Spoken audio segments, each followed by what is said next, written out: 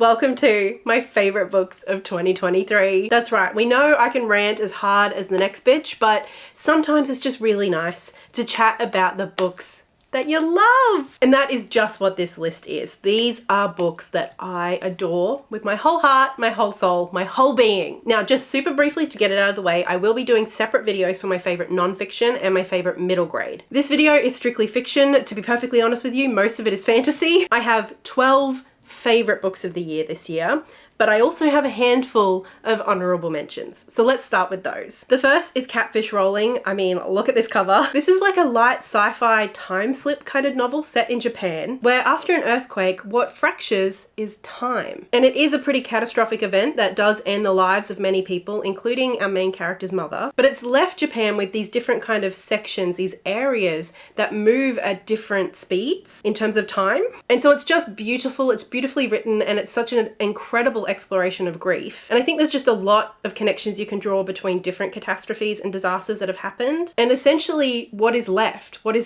in the wake of these catastrophes. This is not necessarily an easy book to recommend. It's definitely one of those kind of like odd young adult books that I just tend to eat up, and I just loved it. My other favorite young adult book of the year is definitely With the Fire on High by Elizabeth Acevedo. I have now read all of Elizabeth Acevedo's works, and all of them have at least a 4-star from me. I love her. But basically in this book we meet a girl named Amani who's in her last year of high school, and she's also a mother. A lot of this book is also about Amani's love for food and for cooking, and basically in this book we follow her as she's trying to figure out how she can be the best mother she can be to her daughter, while also being true to herself and not giving up on her own dreams. I loved it. That's why it's on this list. Okay, the next honorable mention is Here to Correct a Wrong of last year. And that is Even Though I Knew the End by C.L. Polk. I read this late last year. I think I read it on Christmas Eve. And I was listening to the audiobook while I was making my gingerbread, and I just had such a good time with it. And honestly, I loved it back then. It was in contention for my favorites list of 2022, but it was upon reread early this year that I just fell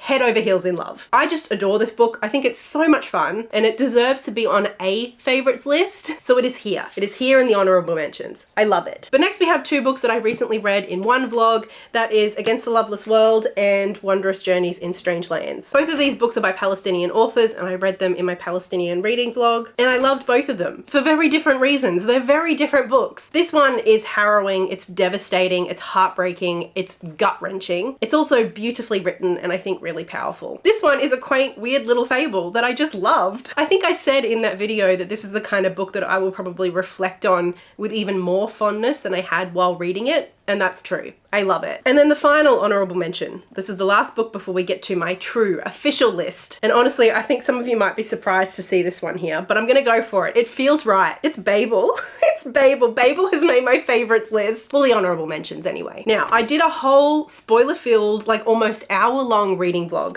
of this book, so I will leave that in the cards for you. And if you watch that, you will know that I didn't love this book in terms of like a story. I definitely have my criticisms of it, and I stand by those criticisms. However, I have not stopped thinking about this book. I think just reading it was such an enjoyable experience for me, and making that video and getting to talk to you about just some of the many thoughts this kind of inspired in me was just a joy. It was a pleasure. And you know, since then other people in my life have read it, and like every time somebody mentions, oh, I'm reading Babel, we just end up talking for like 45 minutes. I can't shut up about this book whenever it's brought up in conversation, and I just kind of love that. I love that so much. Like I said in my reading vlog, Rebecca Kwong really shot for the stars and landed on the moon.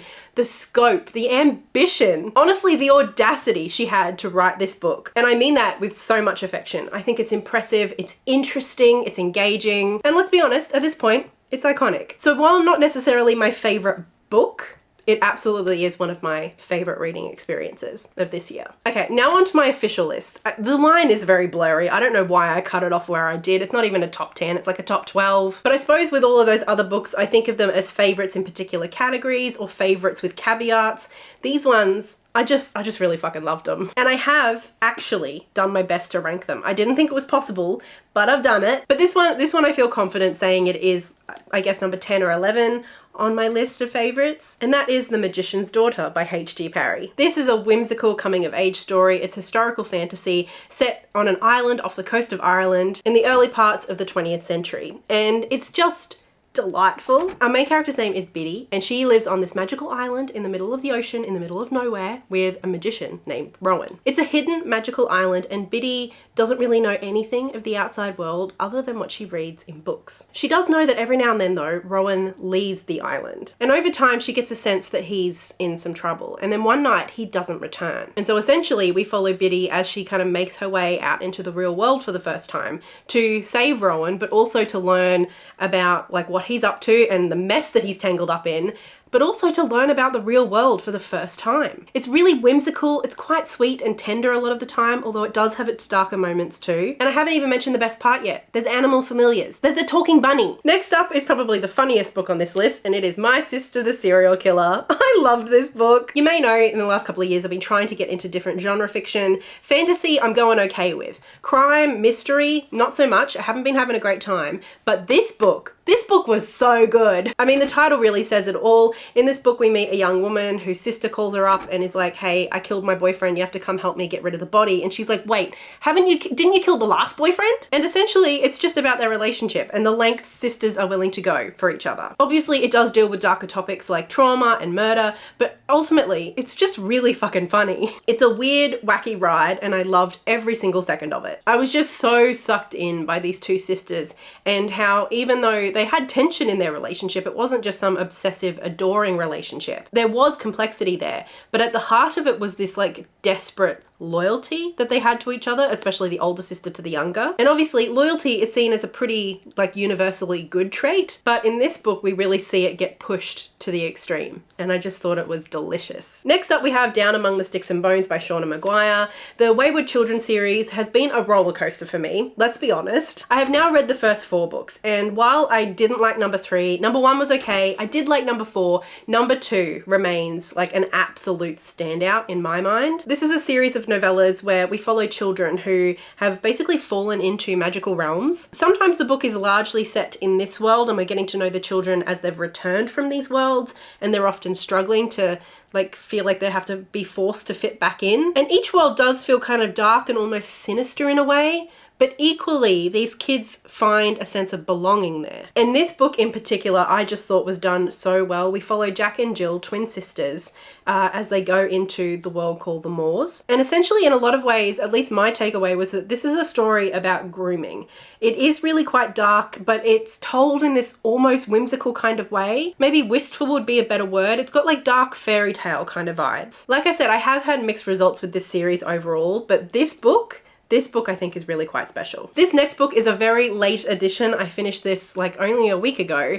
It's KKE. I have had this on my shelf, I think since I first saw Jenny talking about it, and that would have been a year, maybe more ago. But we all know that I have a little bit of a complex about long books, so it had been sitting on my shelf gathering dust. But I finally read it, and boy, am I glad that I did. This is a retelling or reimagining of the Ramayana, but centering a female character, KKE. We follow KKE from when she's a child right up until quite far on in her life, and so much happens that I feel like I can't even begin to scrape the surface with like a little synopsis. I think I said in the vlog where I read this book that for me at least, it felt like if you cross the Penelope ad by Margaret Atwood with Daughter of the Moon Goddess. I really loved the way that relationships were explored, and they were done quite literally in this book because KKE does have a magical power to be able to see the threads that connect people, and sometimes she's able to manipulate those connections. And at the beginning we see her doing this with, you know, her brothers, with close friends, sometimes to great success, sometimes to her detriment. But as the novel gets bigger and bigger and bigger and KKE's influence and power grows, watching the ways that she chooses to use this power is just really interesting. I just loved how big this story felt. I think because there was such an intentional focus on relationships and the dynamics and the politics, the author was successful at grounding it and making it still feel like such an intentional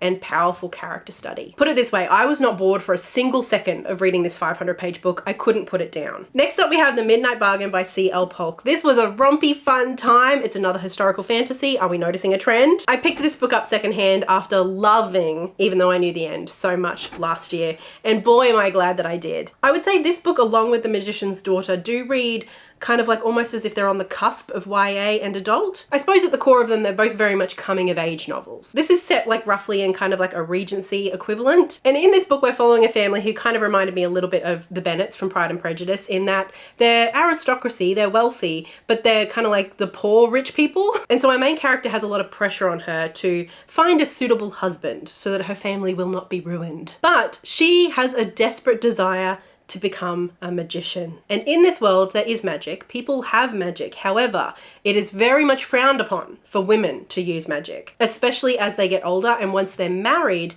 they're literally not allowed to. And so obviously that is where the tension arises. Will she be a magician, or will she fall in love and get married? I really loved how witchy this magic felt. I really loved the relationships the characters developed with like the spirits that they were bargaining with. And there was also a really beautiful female friendship in here that I just adored. The themes that are explored and the metaphors that the book uses are very on the nose, but I couldn't help myself. I was in it and I just adored it from start to finish. Next, we have 2 books from the same series, and I couldn't pick one. I could not just pick one to put on this list, and it is the first and second book from the Singing Hill cycle by Nevo. The first is The Empress of Salt and Fortune, and the second is When the Tiger Came Down the Mountain. In each book, we're following a character named Chi. They are a cleric, and basically their job is to travel and to collect stories. And so in each of these books, we watch them do just that. They go out into the world, meet different people, and listen to their stories. And I'm just surprised every time by how much the author manages to pack into like barely 100 pages. But I think the thing that just makes these books so special is the way that they're commenting on like stories themselves, and like who gets to tell stories and how stories are told and who they center. Obviously they're so short, so I really don't want to spoil too much for you, but they're just delightful. They're quite intense, but at the same time so cozy. All of the characters that we meet along the way really just do feel like larger than life. Essentially, reading these books feels like we're watching mythology being made. And so in a way, they feel quite sacred as well as just being hugely compelling. I love both. Don't ask me to pick a favorite because I can't do it. The next book is also from a series that I have been reading, but it was pretty easy for me to pick a favorite, even though I love all of the books. And that is In the Labyrinth of the Drakes, which is the 4th book in the Lady Trent memoirs by Marie Brennan. I would describe this as a historical fantasy. Even though the world is different from ours, it's essentially ours, but with dragons. And I would say it's set sometime during the 1800s, and Lady Trent, over her lifetime, became the foremost expert on dragons. And so in these 5 books, we get to learn about all of the escapades that she went on, all of the travels and expeditions,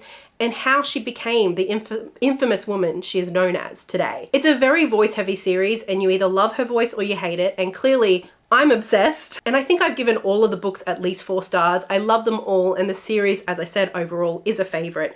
And because this is 4th in the series, it's hard to tell you why this one in particular is my favorite. I think at the end of the day, it was a mixture of the romance, the dragons, and how Lady Trent kind of stepped into her own role of motherhood. All of that, along with the adventure itself, is just why this one has to be my favorite. Okay, now for my top 3. It might be recency bias as to why this book is so far up this list. Number 3, that's pretty impressive. I read it like 10 days ago, so it is very fresh, but I feel like it belongs here. It feels right in my heart, you know? And that is The Sea of Tranquility by Emily St. John Mandel. Obviously, this was an absolute booktube darling in 2022 when it was first released, and listening to everybody talk about it, like the keywords, the buzzwords that they were using to describe it, I knew I was gonna like this book. It's literary sci-fi and very heavy on the literary. It's a timey-wimey book. And so while there is time travel, the time travel isn't really the point. Essentially, we're getting vignettes and character studies of several different people at different places and different times, and we get to know them as people and individuals in their time and place,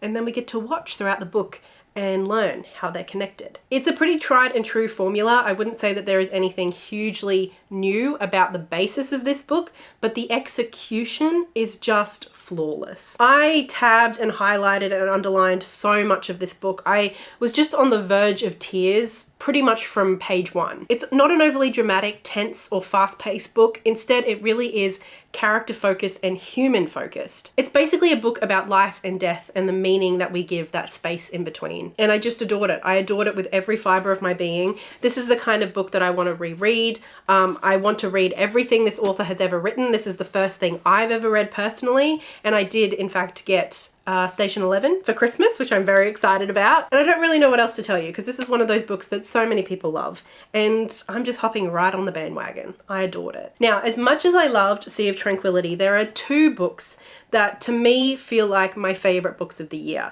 And it is really hard to kind of pass them out. And I think depending on what day you asked me, I would give you a different answer as to which one I think is the best or which one was my favorite. But at least in this moment, I'm going to say that number 2 is The Monsters We Defy by Leslie Penelope. Another historical fantasy. There were so many books in my historical fantasy vlog that have ended up on this list. It was such a good experience and this was the highlight of that video. This is set in a Harlem Renaissance inspired Washington in like the 1920s jazz age in a black community. And it is essentially an historical fantasy heist novel with an incredible unfolding mystery at the center of it. We get some classic bargaining with nefarious spirits, which has been a theme in several of these books and is something I clearly tend to like. We get a high stakes heist. We get to watch our main character as she puts like this ragtag group of people together to help her complete her mission. But we also have this incredible sense of community created in this book. And as people on the margins of this community start to disappear, the stakes really do escalate. I think this book touches on some absolutely incredible themes. I think community is clearly a big one, but it also talks about like class within the black community. And our main character, Clara, is somebody who